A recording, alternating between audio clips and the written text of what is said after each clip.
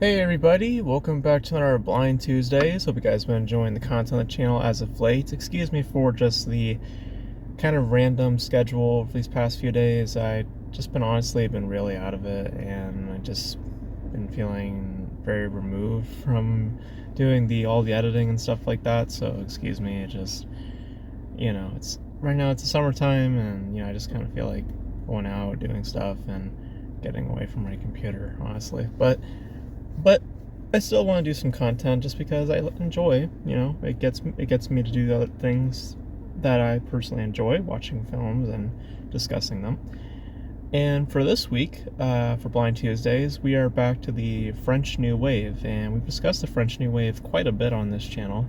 A lot of the more notable films that we've discussed, films like Breathless, the 400 Blows, as well as most notably Cleo from 5 to 7, which that one was directed by Agnes Varda, who was a notable voice in the French New Wave movement. And we're going to be dipping back into her filmmaking, her filmography for this week, as I decided, because I actually was planning to see this film for, I don't know if it was for a previous Blind Tuesdays or if it was for probably for a previous Blind Tuesdays when we did French New Wave, but never got around to seeing it. But now I finally sat down and watched it, and that is, I don't know if it's her directorial debut or if it's after Cleo from 5 to 7, but it is directed by Agnes Varda, and that film is Le Bonheur, I think that's how you say it. That is French for happiness, and it is directed by Agnes Varda, and it details a man's quote unquote happiness, we shall say, as he is living with his wife and two children, boy and a girl, and he's a woodmaker. He just makes things out of wood and stuff like that. And his wife is kind of a stay-at-home wife. I mean, she's a dressmaker, and he meets another woman at a postal office. They start to catch a little eye at each other, and what unfollows from that unfolds. I'm trying to say. Sorry, I'm a little lightheaded because I need to drink some water, but what unfolds after this encounter with him meeting this woman at a postal office is something of an affair, and the progression of the film is, as it goes on and moves through the story, and a lot of similarities, a lot of questions start to arise in terms of the behavior of the women in the film.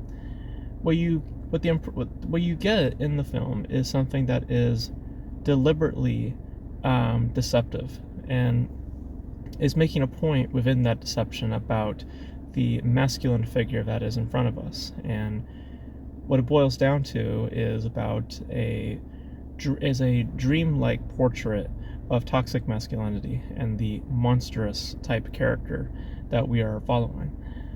Because if you're viewed in face value, and if you're just frankly just dumb, then you might think that this character is actually quite charming and beautiful and very interesting, when really what he is just a scumbag and someone who is just highly narcissistic. And the film itself plays to that very mindset. The film, just by its overall tone on the surface, or at least by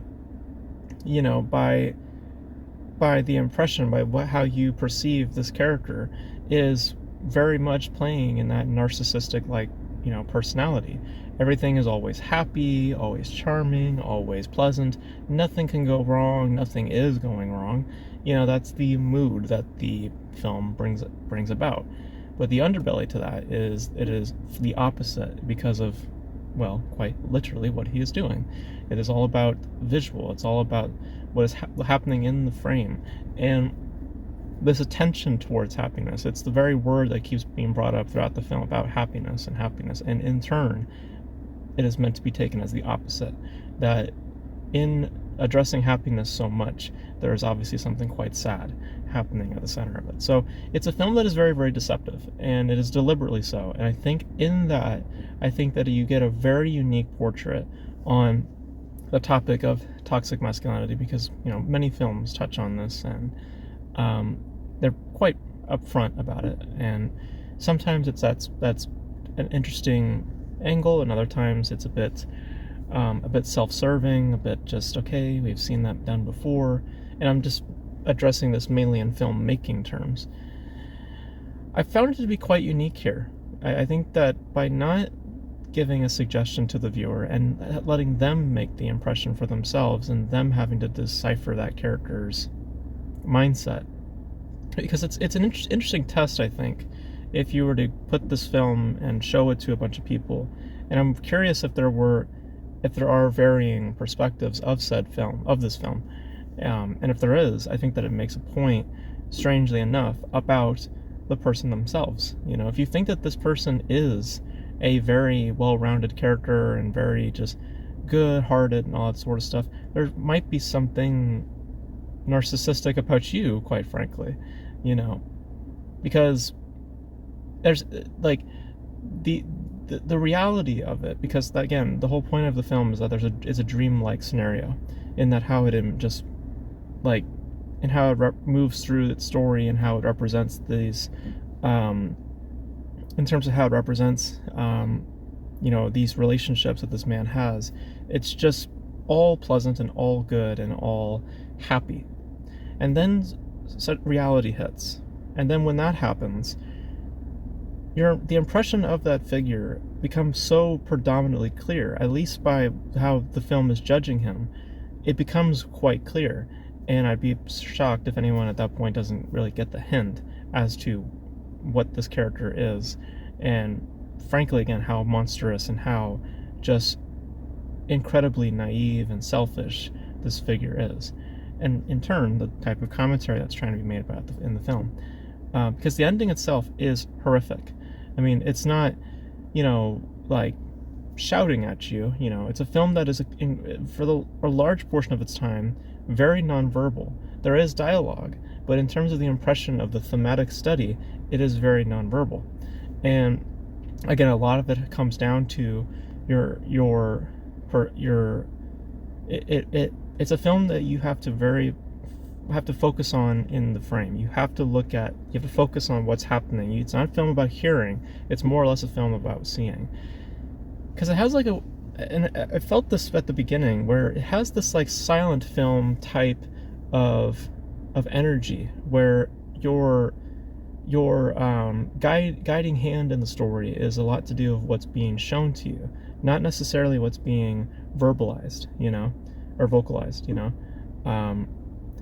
and I think that in turn, again, what you get is something very, very unique, and very, again, by progression, just something very, very disturbing at some point. Like, at some point, quite literally where the film ends, it's extremely subtle, but when it arrives, that final shot, it hit me. I was like, whoa, okay, wow, that really brought it full circle, but in turn also unveils a lot more about the person that I am following.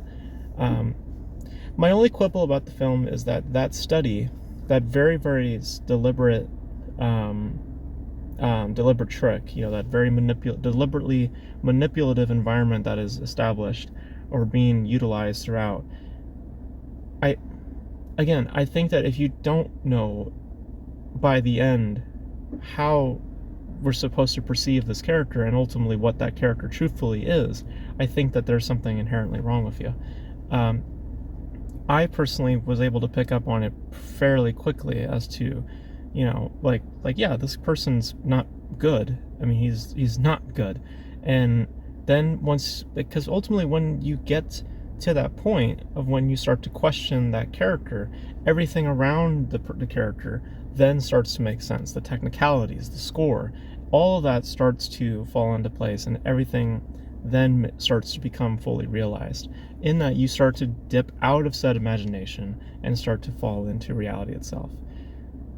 And again, it's all played up and all deliberate within the filmmaking. Again, about imagination versus reality. Like, I think it's very, very cleverly made, very well crafted, and again, a very unique angle towards the topic of toxic masculinity. And I just, my only quibble, like I said, is that I caught on to it fairly quickly, but the progression of it and ultimately the dawning of the underbelly of that horror, that's disturbance, it still intrigued me, and it still hit me, even though I was aware as to what was going on. So I think it's very interesting, and within the French New Wave, it does qualify it because there's, the style of film of the French New Wave, because I think I said with the 400 Blows, it just feels like something so distant from such that movement, because it's all about technicality, and this does have that. There's splorts of like random coloring, which suggests is, I believe, more to that character's mindset about where his interests lie. When the splashes of red, and you see with the wife wearing a red dress, and you see the splash of green, and beforehand you see it's with that girl wearing a green dress. Like, I think it has a lot to do with just where that character's interests lie, and the quick edits. There's like these like repetitive repeatings of shots. Those things are all played up and cemented in that said category of the French New Wave. So it qualifies, and it enhances the film. It's not there just for show. It's not there just to. There's sometimes just with those quick edits. Sometimes it is just there just for show factor. Oh, look at how we can make these scenes look a certain way, but the splorts of like color and stuff like that all plays it up. But it's very interesting. I think it's a very interesting portrait, and I seriously believe if you don't get it, if you think that character is a good character, I think that it just furthers the commentary of which it's speaking on. So it's I think it's very, very good and very interesting. Definitely one of the more unique portrayals of on the topic of masculinity that I've seen. So yeah, so those are my thoughts on Bonheur. I hope I'm saying it right. I really enjoyed it. I thought it was pretty good.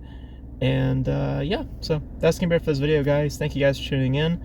This is Blind Tuesdays, obviously, so we're gonna be spinning the wheel on my own time. I was gonna do this video inside, but my little brother is just doing his thing, so it's just, it was kind of loud in there, so that's why we're in the car again. But I will be spinning the wheel on my own time, and whatever I land on, it will be presented right here, and that's gonna be for next week's Blind Tuesdays. So there you guys have it. Thank you guys for tuning in. You guys let me know your thoughts on Le Bonheur if you guys have seen it. If I'm pronouncing it right, please let me know also.